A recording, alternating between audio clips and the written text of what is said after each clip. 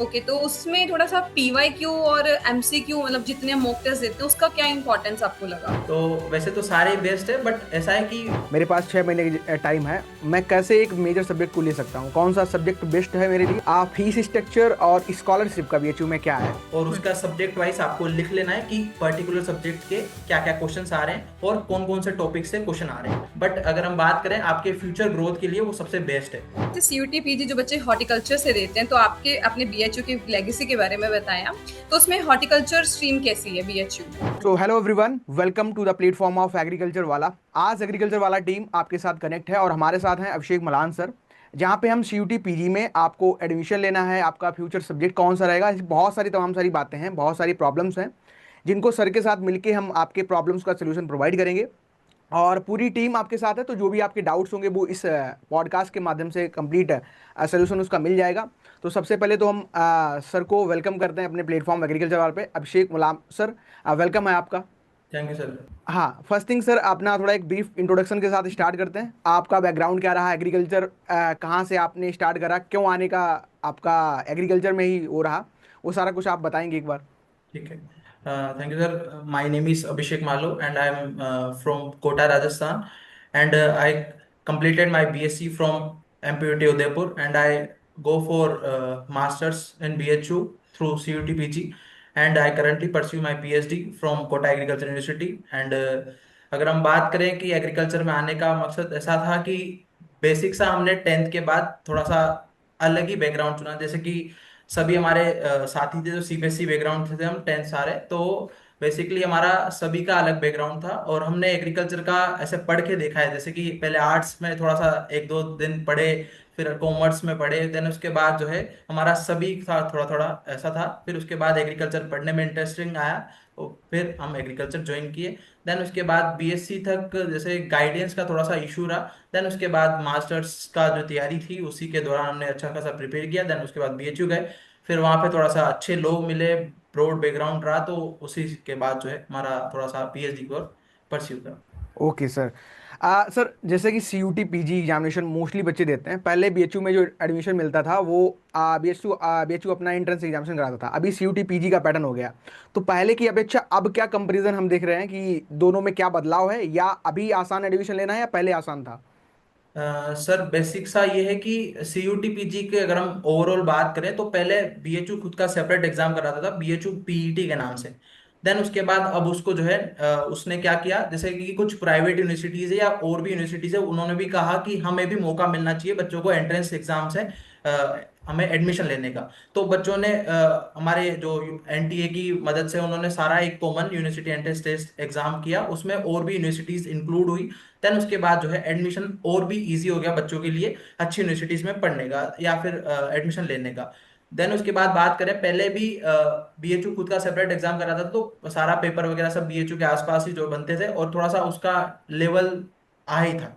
उसके बाद सीयूटी हुआ, तो देन उसके बाद बीएचयू के अलावा भी और यूनिवर्सिटीज आई और एक कॉमन यूनिवर्सिटी एंट्रेंस एग्जाम करके पूरा कंडक्ट कराया इन्होंने। और लमसम हमने लमसम बात करें 2023 में हमने दिया था, तो 100 क्वेश्चंस आते थे। 25 क्वेश्चंस जनरल के रहते थे, जो हमारे मैथ रीजनिंग वगैरह सारा सब कुछ। देन उसके बाद 75 क्वेश्चंस सब्जेक्ट के रहते थे। तो इन्होंने फिर 1 से 2 साल जो है वापस इन्होंने कहा कि नहीं, सब्जेक्ट के होने चाहिए। तो लमसम हम बात करें 2024 से ही 75 क्वेश्चन चले आ रहे हैं ओनली सब्जेक्ट स्पेसिफिक, जो और भी इजी कर देता है एग्जाम में क्रेक करने का। और मोस्ट ऑफ बात करें कि एग्जाम का लेवल बेसिक ही रहता है। जिन बच्चों ने बीएससी में अगर अच्छा खासा अपना लेवल मेंटेन किया है और प्रॉपर नोट्स बना के तैयारी करी है, या फिर जनरल एग्रीकल्चर जिनकी अच्छी है, वो इजीली क्रेक कर जाते हैं विद इन लमसम। अगर हम बात करें, अगर आपको तैयारी करनी है तो लमसम 6 महीने मोर देन सफिशियंट है अच्छे से, अगर आप जनरल एग्रीकल्चर को प्रिपेयर करते हैं। ओके, अभिषेक सर, आपने सीयूटी पीजी के थ्रू मास्टर्स में एंट्रेंस ली थी ना, फिर हाँ, बीएचयू। ओके, तो उसमें थोड़ा-सा पीवाईक्यू और एमसीक्यू मतलब जितने मॉक टेस्ट देते हैं, उसका क्या इम्पोर्टेंस आपको लगा? पीवाईक्यूज का देखो, अगर किसी बच्चे ने पूरा पीवाईक्यूज को एनालिसिस किया है, मतलब उसने देखा है कि किस टॉपिक से कितने क्वेश्चन आ रहे हैं और क्या ट्रेंड रह रहा है हर साल, तो इजीली जो है उसके बेसिस पे क्रेक कर सकता है। और पीवाईक्यूज, आप चाहे इसी एग्जाम की बात करो या किसी भी एग्जाम की बात करो, पीवाईक्यूज बहुत ज्यादा आपके लिए इंपॉर्टेंट होते हैं सिलेक्शन के लिए। जैसे कि हम बात करें, हमें हमारा पूरा ट्रेंड बना हुआ रहा है, जैसे कि मैंने एनालिसिस कर रखा है। तो हमारा एग्रोनॉमी और हॉर्टिकल्चर, हॉर्टिकल्चर का तो most of come he weightage रहता है। एग्रोनॉमी हो गया, सोइल साइंस हो गया, एंटोमोलॉजी हो गया। और मोस्ट ऑफ बच्चों को दिक्कत आती है माइनर सब्जेक्ट में, क्योंकि बच्चे यूजी में भी नहीं पढ़ते हैं। और यूजी में ओनली वो मतलब सेमेस्टर्स क्रैक करने के हिसाब से पढ़ते हैं, ठीक है। तो इस वजह से बच्चे वहां पे रह जाते हैं, और जिनका माइनर सब्जेक्ट अच्छा है और स्ट्रॉन्ग है वो इजीली क्रैक कर जाता है on the basis of PYQs. और पीवाईक्यूज को एनालिसिस करना बहुत ज्यादा थोड़ा सा टिपिकल टास्क हो जाता है, क्योंकि यूजी में जो बच्चे रहते हैं उनका इतना ब्रॉड माइंड नहीं रहता कि वो एनालिसिस करके वो बता दे। अगर आपको कोई मेंटर है आपका, तो वो इजीली आपको करके जो है, जैसे आप लोग प्रोवाइड करा रहे हैं, हम लोग प्रोवाइड करा रहे हैं, तो इस वजह से अपन इजीली जो है बच्चों को गाइड करते हैं, तो वो इजीली क्रैक कर लेते हैं। सो आपने सीयूटी पीजी करके बीएचयू को सेलेक्ट किया। तो हमने ये भी देखा है कि बहुत सारे बच्चों में हमेशा बीएचयू का एक क्रेज रहता है। तो आपका क्या रीजन था कि आपने बीएचयू को प्रेफर किया, या आपका सब्जेक्ट प्रेफरेंस क्या था? ठीक है।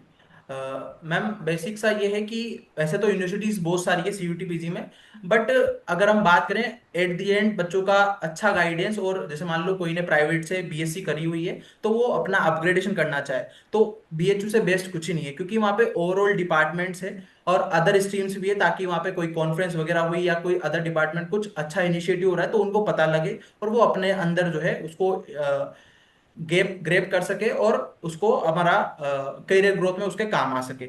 और अगर हम बात करें बीएचयू, मैं बीएचयू को ही प्रमोट करता हूँ, क्योंकि जूनियर्स का कॉल आता है या स्टूडेंट का कॉल आता है तो उनको मैं बीएचयू के बारे में बताता हूँ। क्यों?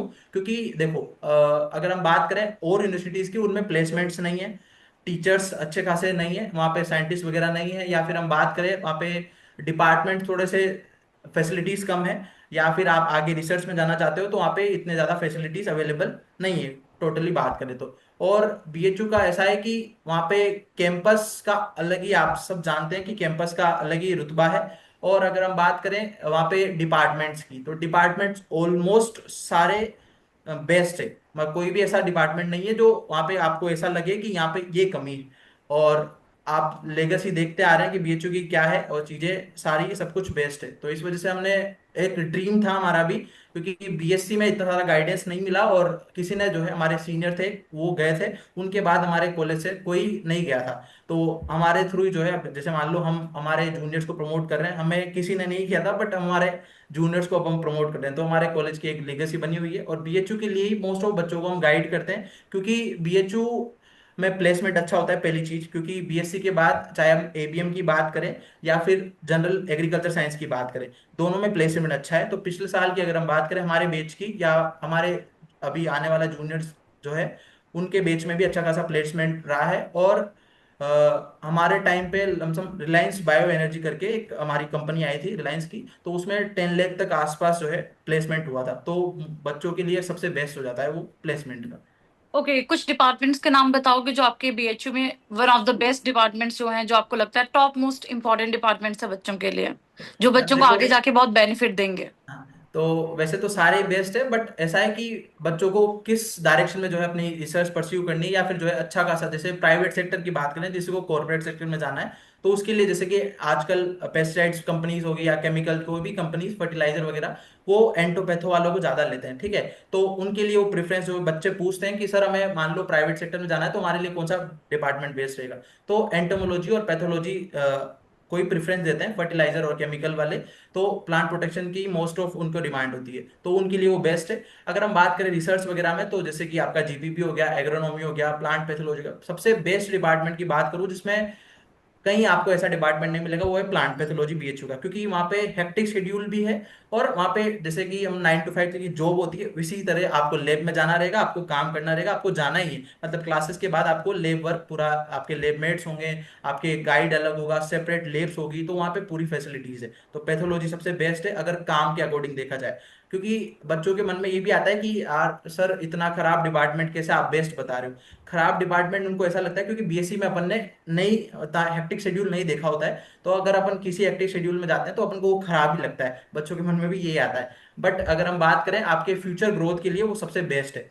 और उसके बिल्कुल, बाद बात सीखने करें का मौका। हाँ, एग्रोनॉमी भी बेस्ट है, सॉइल साइंस सबसे अच्छा डिपार्टमेंट की बात करें, या ट्रेंडिंग डिपार्टमेंट जो बच्चे फर्स्ट प्रेफरेंस देते हैं, तो अभी फिलहाल में जो है बीएचयू का सबसे बेस्ट और प्रेफरेंस वाला सब्जेक्ट है सॉइल साइंस, तो अच्छा बच्चे। सर, सर मेरा एक क्वेश्चन है, जैसे कि मतलब मोस्टली बच्चों की रहता है कि आप बीएससी कर लिए और कुछ एज ए चॉइस लेते हैं कि मुझे एमएससी करना है, बट मेरा जो फर्स्ट प्रायोरिटी है वो है कोई आईबीपीएस एग्जामिनेशन, कोई नाबार्ड का, कोई स्टेट हाँ। पीसीस वगैरह देना चाहता है। तो उसको कैसे बीएचयू में बैलेंस करें, क्योंकि आपने अभी मेंशन भी किया कि रिसर्च का काम, BHU hmm. As a research आप जा सकते हो, एज अगर गवर्नमेंट एग्जाम या कोई सरकारी जॉब के माइंड सेट जा रहे हो, तो फिर वो कैसे बैलेंस कर सकता है, वहाँ पे तैयारी कैसे कर सकता है? देखो, पीएचयू में आप सब जानते हैं कि हमारी सेंट्रल लाइब्रेरी सबसे मेन इंपॉर्टेंट। अगर किसी बच्चे को लाइब्रेरी का जो है थोड़ा सा टाइम मैनेजमेंट आता है, जैसे क्लासेस फर्स्ट ईयर में जाते हैं तो हमारी क्लासेस का शेड्यूल बहुत ही हेक्टिक होता है। लमसम हम बात करें तो हमारा ऑलमोस्ट 10 to 5 जो है क्लासेस ही मान लो, क्योंकि माइनर सब्जेक्ट मेजर सब्जेक्ट वगैरह सब कुछ रहता है। तो फर्स्ट सेमेस्टर में सेकंड सेमेस्टर में थोड़ा सा हेक्टिक हो जाता है, क्योंकि उसमें माइनर सब्जेक्ट पे हमें कंप्लीट करना रहता है, आपका पीजीएस भी कंप्लीट करना रहता है। तो फर्स्ट ईयर में तो थोड़ा सा मुश्किल है।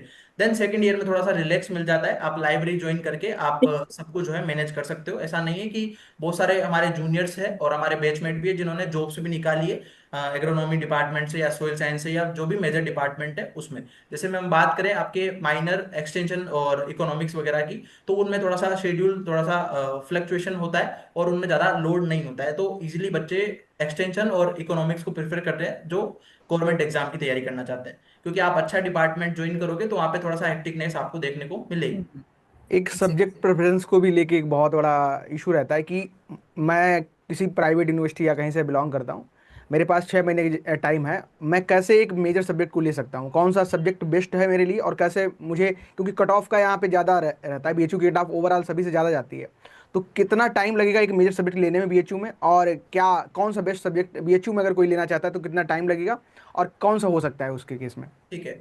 तो सब्जेक्ट की अगर हम बात करें, देखो इसमें जैसे आईसीआरपीजी होता है वो सब्जेक्ट स्पेसिफिक होता है, और इसमें कट ऑफ के बेसिस पे सब्जेक्ट मिलता है। जैसे कि मेजर बात करें लमसम 220 के आसपास या 210 से 220 के आसपास इस बार कट ऑफ जाएगी, फिक्स है। तो मेजर सब्जेक्ट की अगर हम बात करें तो ये 210 220 की रेंज में मैंने बताया, उसी की रेंज में मेजर सब्जेक्ट आप चाहे एग्रोनॉमी की बात करो, चाहे सोयल साइंस की बात करो, चाहे हम बात करें प्लांट पैथोलॉजी की या फिर जीपीबी की, इन सब एंटोमोलॉजी की, इन सब की लमसम लमसम सेम ही जाती है। वो डिपेंड करता है बच्चे उस साल क्या प्रेफरेंस कर रहे हैं। जैसे ट्रेंड होता है ना, जैसे कुछ टाइम में सोयल साइंस का ही ट्रेंड रहा था, अब एग्रोनॉमी का इतना ज्यादा ट्रेंड नहीं रहा है ना। इस तरीके से वो बच्चे के ऊपर डिपेंड करता है वो क्या प्रेफरेंस बढ़ना चाहेंगे। तो मोस्ट ऑफ अगर हम बात करें तैयारी की, तो तैयारी अगर आपने जनरल एग्रीकल्चर अच्छे से पढ़ रखी है, क्योंकि पेपर का लेवल बढ़ता जा रहा है। हाँ, जनरल में बेसिक एग्रीकल्चर ही रहा है वहां पे, बट स्टेटमेंट बेस या एमसीक्यूज का जो लेवल है वो एसेट्स एंड रीजंस हो गया या फिर मैच द फॉलोइंग हो गया, तो इस टाइप से क्वेश्चन आ रहे हैं। तो बच्चे इस बार भी यही गलती करके आए कि क्वेश्चंस अच्छे से नहीं पढ़ते हैं। और उसमें अब ऐसा होता है कि इस बार क्या किया, फर्स्ट स्टेटमेंट उन्होंने इजी दे दिया, देन सेकंड थर्ड फोर्थ जो है उन्होंने हार्ड दे दिया, तो वो बच्चे पढ़ने में थोड़ा सा गड़बड़ी कर रहा है और उनकी वजह से वो उनका सलेक्शन थोड़ा सा पीछे रहा या मार्क्स कम आए। बाकी का वो 6 महीने अगर रेगुलरिटी से अगर हम बात करें, अभी मान लो हम बात करें कि अभी जूनियर्स का कॉल आता है कि सर 2 महीने बचे हैं, कैसे तैयारी करें, तो आप जो पीवाईक्यूज है उसके बेसिस पे पढ़ोगे तो इजीली क्रैक कर लोगे, मेरा यही मानना है। और हमने भी उस टाइम पे ऐसा ही किया था। देखो गाइडेंस का, ऐसे मान लो हम पढ़ें तो हमारे जूनियर्स को हम गाइड कर सकते हैं कि ये पर्टिकुलर आपको सब्जेक्ट ज्यादा प्रेफरेंस करना है, देन उसके बाद आप माइनर पे जाओ या फिर किसी अदर सब्जेक्ट पे जाओ। तो पहले वो कंप्लीट करके रखो, देन उसके बाद आप माइनर अच्छे से कर लो। जैसे बच्चे स्टेटिस्टिक्स नहीं पढ़ते हैं, एक्सटेंशन नहीं पढ़ते हैं, इकोनॉमिक्स नहीं पढ़ते हैं, तो ये भी बहुत ज्यादा रोल प्ले करता है सिलेक्शन में। फीस स्ट्रक्चर और स्कॉलरशिप का बीएचयू में क्या है? कोई एक स्टूडेंट जो C2 PG के थ्रू एडमिशन ले रहा है तो उसको क्या फीस रहता है डिपार्टमेंट वाइज या मतलब कोर्स वाइज, या और स्कॉलरशिप वहाँ पे कौन कौन सी है जो बच्चे अपील कर सकते हैं? ठीक है। तो बेसिक सा ये है कि स्कॉलरशिप या फीस स्ट्रक्चर की बात करें, पहले फीस जो है हमारे टाइम पे थी पर सेमेस्टर की। अगर हम बात करें हमारा जैसे कि नॉर्मल सीट की है 10,000 पर मंथ, सॉरी पर सेमेस्टर, सॉरी 10,000 पर सेमेस्टर फीस थी। देन उसके बाद जो है हमारा जस्ट हमारे बाद जो हमारे जूनियर्स आए उनकी नॉर्मल फीस तो सेम थी, बट पेड जो सीट है उसमें फीस का वेरिएशन आया। जैसे कि 30,000 पर सेमेस्टर जो है एक्स्ट्रा लगेंगी। जैसे हमारे टाइम पे ओवरऑल पर ईयर का पेड सीट का 30,000 एक्स्ट्रा थे, बट अब पर सेमेस्टर कर दिया गया है कि हमारा 10,000 देने के बाद भी 30,000 हमें एक्स्ट्रा पर सेम देना पड़ेगा। तो लमसम अगर हम बात करें ओवरऑल हमारी पेड सीट में और नॉर्मल सीट में डिफरेंस जो है, जैसे कि नॉर्मल सीट का तो ओवरऑल 4 सेमेस्टर का 40,000 मान लो, और पेड सीट की हम बात करें तो 30,000 पर सेमेस्टर और एड ऑन कर लो। इस तरीके का फीस स्ट्रक्चर रहता है। अब हम बात करें स्कॉलरशिप की, तो जैसे कोई बच्चा यूपी का है तो मंडी वाली स्कॉलरशिप मिलती है उसको, ठीक है, मंडी वाली स्कॉलरशिप वो ले सकता है, बट अदर स्टेट वालों के पास बहुत ज्यादा जो है वाइड एरिया नहीं है स्कॉलरशिप का सीयूटी पीजी के थ्रू। और एक और स्कॉलरशिप है जो अभी ट्रेंडिंग में है, उसका मुझे कंफर्म आइडिया नहीं है, पर विवेकानंद करके एक स्कॉलरशिप है जो टॉप 30 यूनिवर्सिटीज जो आती है रैंकिंग में, उन्हीं को वो मिलती है। तो 25,000 पर मंथ का जो है वो स्कॉलरशिप है, ठीक है। तो उसको बच्चे अभी ज्यादा जान नहीं पा रहे, और वो एट प्रेजेंट में सबसे ट्रेंडिंग है, और बहुत सारे बीएचयू के हमारे जूनियर्स हैं वो इस साल से उन्होंने ग्रेप भी करी है वो स्कॉलरशिप, तो आप उसके लिए भी जा सकते हैं। और बाकी का ओके। ऐसे प्राइवेट में अगर हम बात करें, जैसे क्रोटोवीना की स्कॉलरशिप आती है, वो इंटरव्यू बेस्ड पे रहती है, आपकी परफॉर्मेंस क्या है इंटरव्यू में और आपके जो एकेडमिक स्कोर है वो क्या है, उसके बेसिस पे आपको स्कॉलरशिप मिलती है। ओके अभिषेक सर, जैसे आपने थोड़ा सा सीयूटी पीजी के एग्जाम पैटर्न पे फोकस किया कि अब वो धीरे धीरे बदल रहा है, तो आपके पॉइंट ऑफ व्यू से मैंने समझा कि पीवाई क्यू एनालाइज करना सबसे ज्यादा जरूरी है, चेंज इन द पैटर्न देखना, और आप अपने जूनियर्स को भी यही सजेस्ट करेंगे कि जो चेंज हो रहा है पैटर्न में सबसे पहले उसको समझे। कोई और पॉइंट आपको इसमें लगा? क्योंकि सबसे बड़ी जो दिक्कत आती है ना वो है कि अगर हम ये एग्जाम क्रैक नहीं कर पा रहे तो हम आगे किसी कैंपस के लिए नहीं। तो आप इसमें थोड़ा सा कुछ ऐसा बता सकते हैं स्ट्रेटेजी में बच्चा क्या करे? स्ट्रेटेजी में बेसिक्स आप फर्स्ट आपको अपनाना है पीवाईक्यूज, और उसका सब्जेक्ट वाइज आपको लिख लेना है कि पर्टिकुलर सब्जेक्ट के क्या क्या क्वेश्चंस आ रहे हैं और कौन कौन से टॉपिक से क्वेश्चन आ रहे हैं, बेसिक्स है ये आपको फॉलो करना है। देन उसके बाद आप उन्हीं टॉपिक्स को पहले प्रिपेयर करें, उनको अच्छे से पढ़ें और उनके रिगार्डिंग जो क्वेश्चन है वो करें, क्योंकि हम पढ़ तो लेते हैं बट अगर हम क्वेश्चन नहीं करेंगे तो अपने कॉन्फिडेंस नहीं आएगा। और नॉर्मली जैसे बच्चे जाते हैं एसआर काटवा वगैरह बुक्स पे, तो एसआर काटवा आजकल जो है वो ट्रेंड नहीं रहा है, तो एसआर काटवा से घिसे पिटे आपको क्वेश्चन मिल जाए, ऐसा कुछ नहीं है। आपको नए नए क्वेश्चंस जो है नए नए कंसेप्ट पे क्वेश्चन आ रहे हैं, अगर आपके बेसिक अच्छा है तो आप इजीली कर लोगे। तो आप पहले पढ़ें, बेसिक से स्टार्ट करें। कि आपने मान लो एग्रोनॉमी उठाई, तो एग्रोनॉमी में मतलब एक बार वन टाइम आपको नोट्स बनाने, चाहे आप कंपिटेटिव की बात करोगे आगे जाके सीयूटी पीजी के बाद भी आपको कंपटीशन में जाना है, तो आपको नोट्स एक ही बार बनाने। हम बच्चों को यही बोलते हैं कि आपको नोट्स वन टाइम बनाने, क्योंकि नोट्स आप जब भी कोई एग्जाम आएगा बार बार बनाने बैठोगे नहीं, तो बिल्कुल। आपको पहले वन बाय वन जो है नोट्स बनाते जाना है और उसको जो है अच्छे से प्रिपेयर करने हैं, ताकि नोट्स सुंदर भी होंगे, ताकि आप उसको लास्ट टाइम पे पढ़ने में आपको इजी भी रहेगा और आपको अट्रैक्टिव भी लगेंगे, आप बोर भी नहीं होंगे। तो आप पहले नोट्स बनाएं, देन उसके बाद जो है आप अच्छे से तैयारी करके इजीली आप ग्रेप कर सकते हैं। और ओवरऑल सभी एग्जाम की बात करें लेवल की, तो जैसे राजस्थान में प्री पीजी होता है, तो राजस्थान में प्री पीजी का लेवल हमेशा ही हाई रहा है। मतलब वहाँ पे एआरएस वगैरह पेपर बनाते हैं, जो साइंटिस्ट वगैरह है वो पेपर बनाते हैं, तो थोड़ा कंसेप्चुअल आता है। तो उसके कंपैरिजन में अगर हम बात करें तो सीयूटी पीजी बहुत ही ईजी है, बस बच्चों को गाइडेंस नहीं है। कुल मिला के बात यही है कि सीयूटी पीजी के बारे में बच्चों को ज्यादा नॉलेज नहीं है। तो आप, राइट डायरेक्शन हाँ, होनी चाहिए, तो बिल्कुल। उसके थ्रू जो है आप इजीली बीएचयू में जा सकते हो। और मेरा मानना यही है, एज ए सीनियर मैं आपको एक ही गाइडेशन दूंगा कि आप एक बार जरूर बीएचयू जाएं। अगर आप एग्रीकल्चर में आए तो अच्छी यूनिवर्सिटी में आपको एक ना एक बार आईआरआई हुई या फिर आईसीआर पीजी के थ्रू या फिर सीयूटी के थ्रू आप बीएचयू इजीली ले सकते हैं, बट आपको थोड़ा सा डेडिकेशन से प्रिपरेशन करनी होगी। ओके। एक क्वेश्चन और है मेरा, जैसे सीयूटी पीजी जो बच्चे हॉर्टिकल्चर से देते हैं, तो आपके अपने बीएचयू की लेगेसी के बारे में बताया, तो उसमें हॉर्टिकल्चर स्ट्रीम कैसी है बीएचयू में?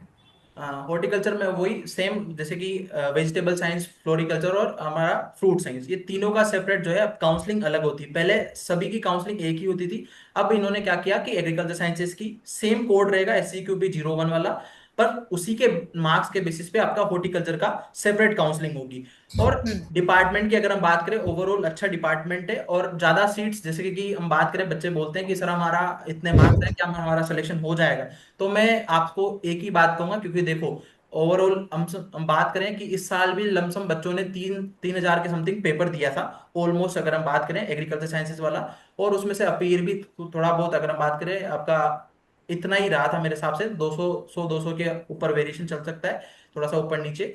और पेपर बच्चे देते हैं लमसम, मान लो 3,000 बच्चों ने पेपर दिया, तो इतनी सीट्स तो होगी नहीं, पॉसिबल है ही नहीं बीएचयू में। हम्म। और ओवरऑल बात करें तो एग्रीकल्चर में हर एक डिपार्टमेंट में 30 सीटें आप मान सकते हो कि एग्रोनॉमी में 30 सीट्स होगी, या फिर हम बात करें सोयल साइंस में भी 30 सीटें होगी, तो लमसम लमसम मेजर डिपार्टमेंट में 30 सीट्स है।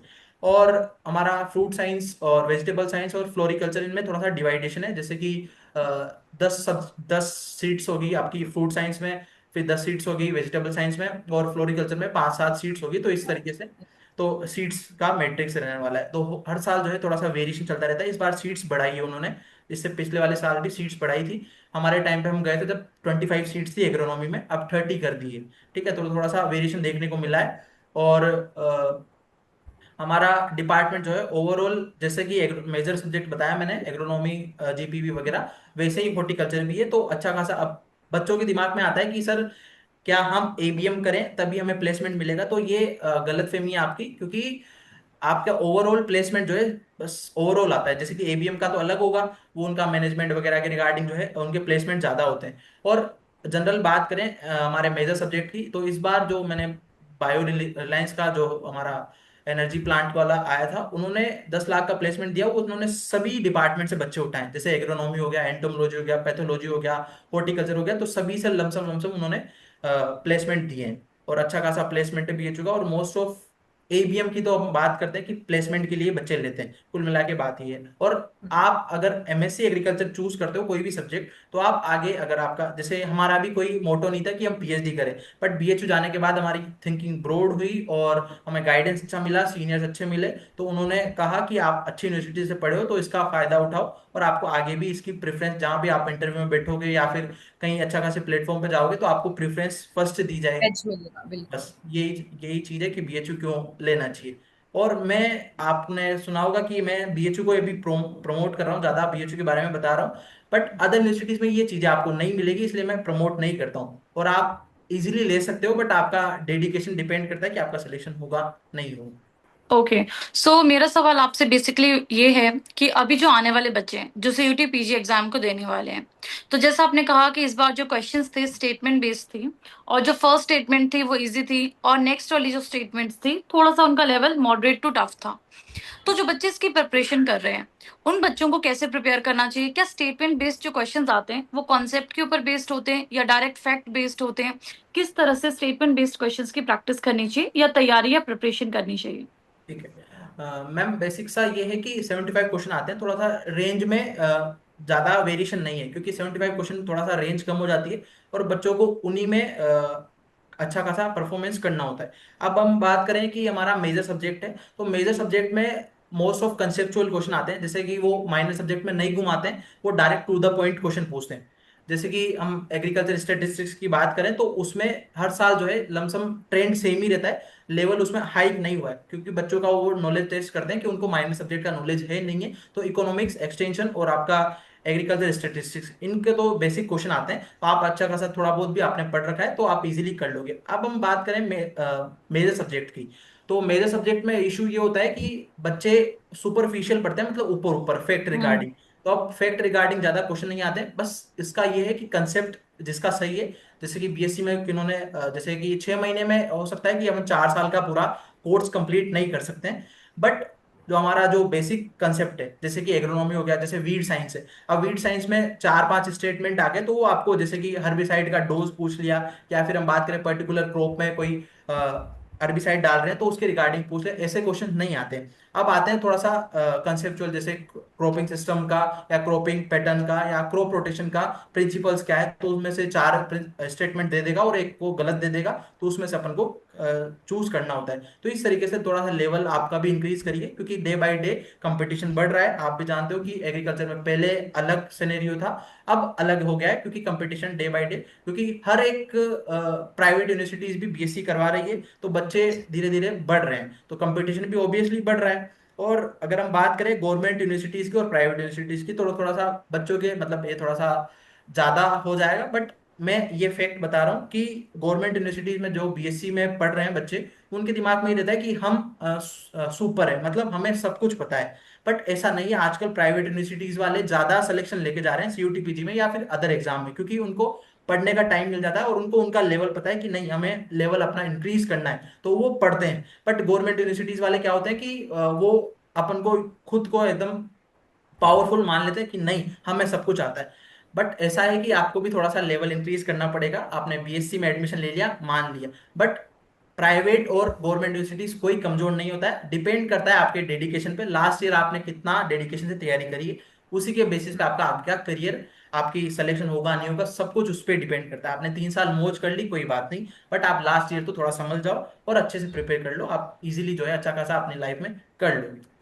बेसिकली अगर हम देखते हैं प्राइवेट वाले बच्चों को, क्योंकि फीस भी ज्यादा होती है, तो उन्हें लगता है कि अब कैसे न कैसे बीएससी में जो होना था वो हो गया, अब एमएससी में जाके कोई ऐसे गवर्नमेंट यूनिवर्सिटी मिल जाए जहां पे हमारी फीस भी कम लगे और हम अच्छे से पढ़ाई भी कर पाए और कैंपस भी अच्छा हो, एक्सपोजर भी अच्छा हो। हम्म। ओके, अब मैं बात करूंगी उन बच्चों के बारे में जिन्होंने इस बार सीयूटी पीजी का एग्जाम दिया है। अब आपको पता है जैसे बच्चा एग्जाम देके बाहर आता है, वैसे एक ही चीज उसके दिमाग में होती है, कट ऑफ कट ऑफ। तो बेसिकली जैसे अभी आपने बात भी की थी कि कुछ हमारे आपके जो बीएचयू है उसमें कुछ सीट्स जो हैं वो गवर्नमेंट सीट्स हैं रिजर्व्ड, और कुछ सीट्स ऐसी हैं जो कि पेड सीट्स हैं। तो जिस बच्चे ने इस बार सीयूटी पीजी का एग्जाम दिया है, अब उसे अगर आगे की प्रोसेस करनी है, काउंसलिंग करनी है, गवर्नमेंट और पेड का सिलेक्शन करना है कि कौन सी गवर्नमेंट सीट आएगी, कैसे पेड सीट मिलेगी, या किसी और कॉलेज में मुझे कोई गवर्नमेंट सीट मिल सकती है, तो आगे का प्रोसेस क्या रहता है? जो बच्चे इस बार जिन्होंने सीयूटी पीजी एग्जाम दिया उनको थोड़ा सा गाइडेंस आपकी तरफ से क्या रहेगा? ठीक है। तो अगर हम बात करें, एग्जाम देने के बाद आपका रिजल्ट आ चुका है और आपको मार्क्स आपके पता चल गए होंगे। अब बच्चों के मन में डाउट होता है कि आगे का प्रोसीजर क्या होगा। तो वो प्रोसीजर है काउंसलिंग का। सभी अपनी अपनी जो भी यूनिवर्सिटीज है वो खुद की सेपरेट काउंसलिंग कराती है। अब काउंसलिंग में आपको जो है लमसम, अगर हम बात करें फीस का, लमसम 300 रुपये फॉर्म जो है फीस लगती है। और फॉर्म जैसे कि मैं बात करूं बीएचयू की, तो बीएचयू का फॉर्म निकलेगा अभी लमसम आपका जून के फर्स्ट वीक में, है ना। जून के फर्स्ट वीक या फिर मई के लास्ट वीक, इस तरीके से एक्सपेक्टेड डेट यही। तो काउंसलिंग का जो है 1 महीने का वो टाइम देते हैं फॉर्म फिल करने का। उसमें आपको बेसिक से आपको पर्सनल डिटेल है वो फिल करनी होती है। देन उसके बाद आप प्रेफरेंस आपकी जो रहेगी, जैसे डिपार्टमेंट वाइज, जैसे एग्रोनॉमी, जीपीबी, सोयल साइंस, इस तरीके से आपको नॉर्मल सीट्स लगा देनी है। देन उसके बाद आपको पेड सीट उन्हीं डिपार्टमेंट की लगानी है। अब नॉर्मल पेड में मैंने आपको बता दिया है पहले कि क्या डिफरेंस होता है, फीस का डिफरेंस होता है, बाकी का और कुछ ही आपके ना डिग्री में कोई पेड जो सीट्स है वो लगेगा, इस तरीके का कोई टैग नहीं आता है। ठीक है। तो आपको इतना सारा फीस का डिफरेंस होता है, बट आपके मान लो आप सक्षम हो, आप ज्यादा फीस देके अच्छे कॉलेज को प्रीफर करना चाहते हो, तो आप पेड सीट से वो ले सकते हो। बस इतना सा ही आपको फायदा मिलेगा कि मार्क्स का थोड़ा सा, जैसे मान लो 220 कोई डिपार्टमेंट की नॉर्मल कट ऑफ गई और पेड सीट की 2 5 10 5 नंबर मैक्सिमम आपका कम जो है पेड सीट की जा सकती है, आप अच्छा डिपार्टमेंट उससे ले सकते हो थोड़ा सा एक्स्ट्रा फीस देके। बस इतना सा डिफरेंस है। और काउंसलिंग का ऐसा है कि बच्चों को अप टू डेट रहने के लिए जो बीएचयू का काउंसलिंग का पोर्टल है वो टोटली विजिट करना पड़ता है। क्योंकि जैसे आपने इन्होंने टाइम दिया, जैसे 1 जून को इन्होंने फॉर्म निकाला और 30 जून तक इन्होंने फॉर्म का डेट दिया। उसके बाद ये विद इन 1 वीक जो है रिजल्ट आ जाता है काउंसलिंग का।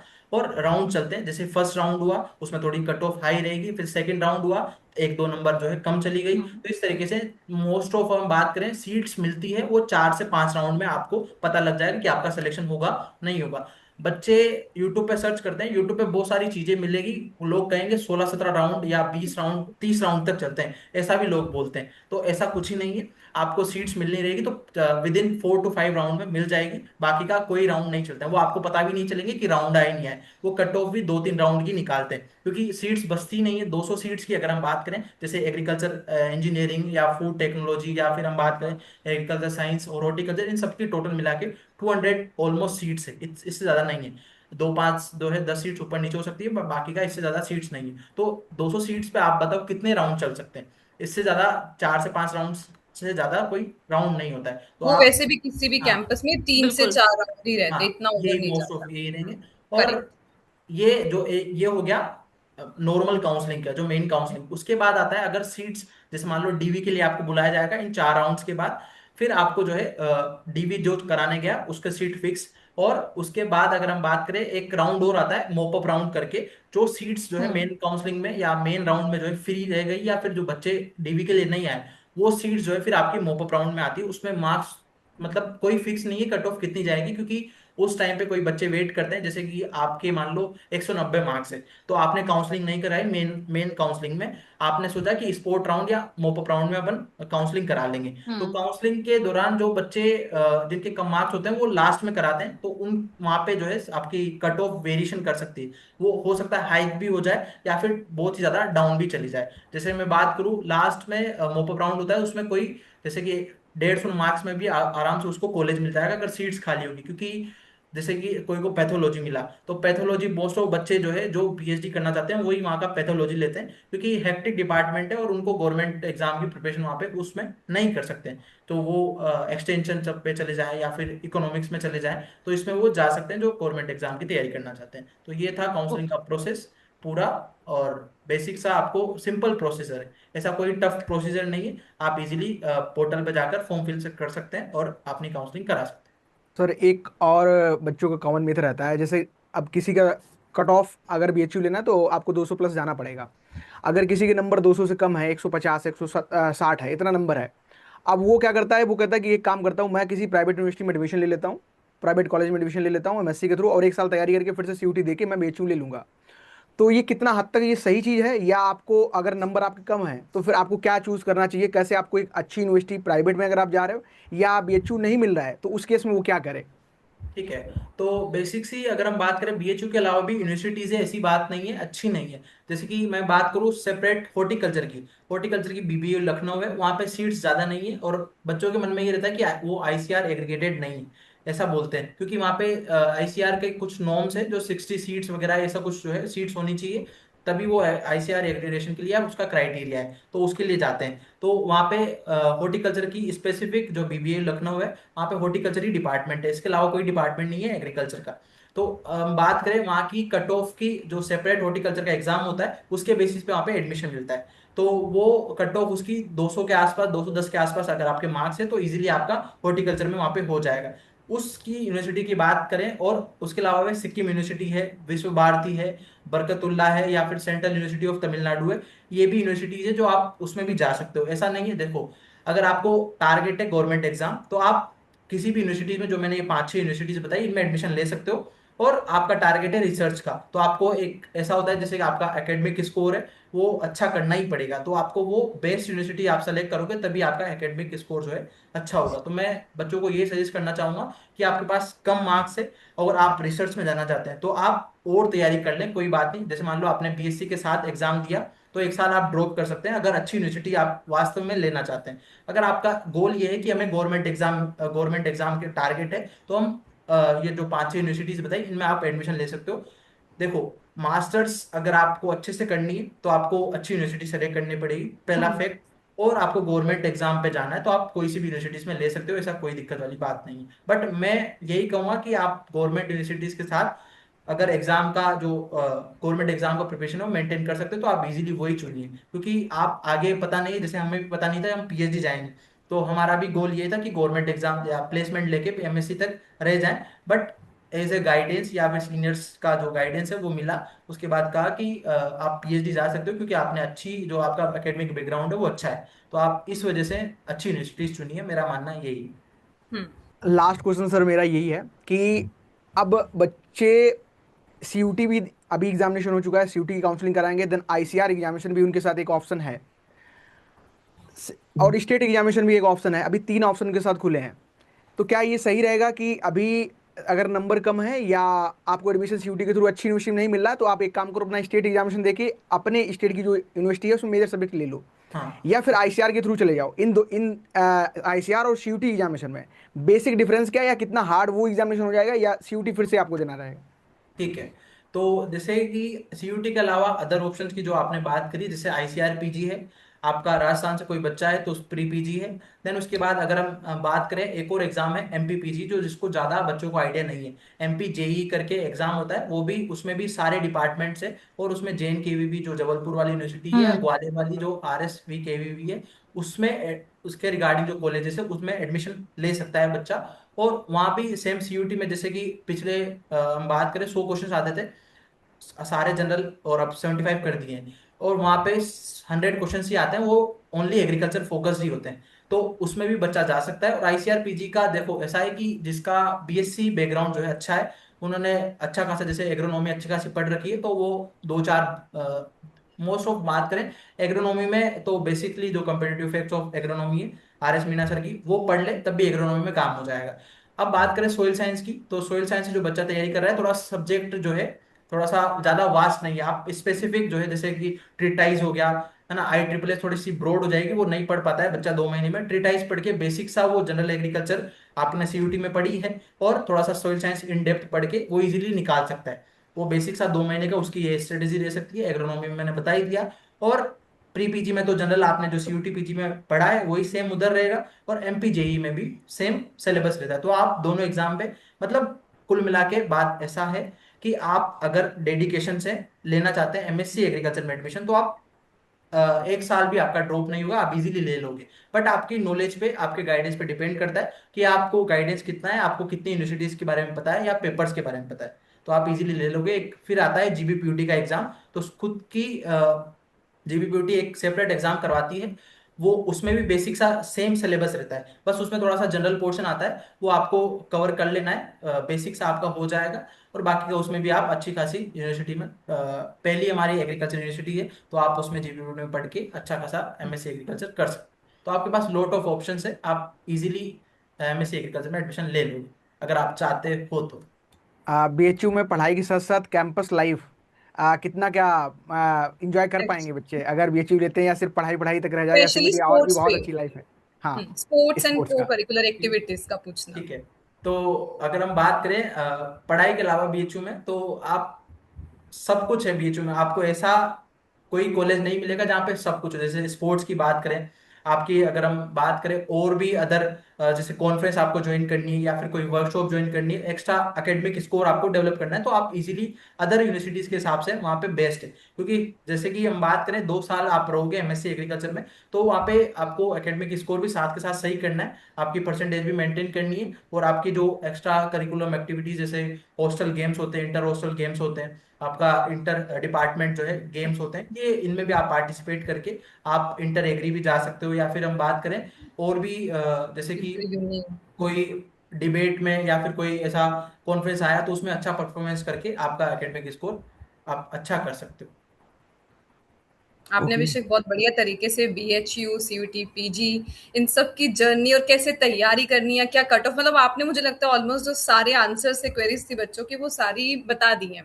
सो Abhishek, one last message for your juniors, क्या कहोगे उनको? ऐसा है कि लाइफ में आप डिग्री कर रहे हो तो उसके साथ थोड़ा सा स्किल पे भी ध्यान दो, ताकि आपको जब डिग्री आप लेके जाओ उसके साथ साथ आपको आगे का जो विजन है वो क्लियर है। कि मान लो आपने पढ़ाई में, देखो बच्चे कहते हैं कि सर हमने 4 से 5 बार एग्जाम दे लिया है पर हमारा नहीं निकला है। तो आप ज्यादा लंबे समय तो आपके पास है नहीं, सबके पास शॉर्ट पीरियड ऑफ टाइम है, तो उसके में ही आपको आपके घर वालों को भी रिजल्ट देने हैं, आपको भी खुद को सेटिस्फाई करना है। तो आप, ऐसा है कि डिग्री के साथ आपका एक हुनर या आपकी एक स्किल आप ऐसा डेवलप कर लो कि आप आगे का जो करियर ग्रोथ है आपकी इजी हो जाए। बस मेरा ये कहना यही है, डिग्री प्लस स्किल आप रखो। आपको लाइफ में या किसी भी सब्जेक्ट में आपको गिल्ट नहीं होगा कि मैंने ये डिग्री गलत करी है। बस मेरा एक ही जूनियर्स को सजेशन है। सो आई होप सबके जितने भी डाउट्स हैं वो सारे क्लियर हो चुके हैं। फिर भी अगर किसी का भी कोई भी डाउट होगा तो आप कमेंट सेक्शन में हमें बता सकते हैं, तो डेफिनेटली आपका जो भी डाउट होगा उसको रिजॉल्व कर दिया जाएगा। ठीक है, thank you so much sir. Thank ma'am, you, thank you. Thank you. Thank you so much. Thank you thank for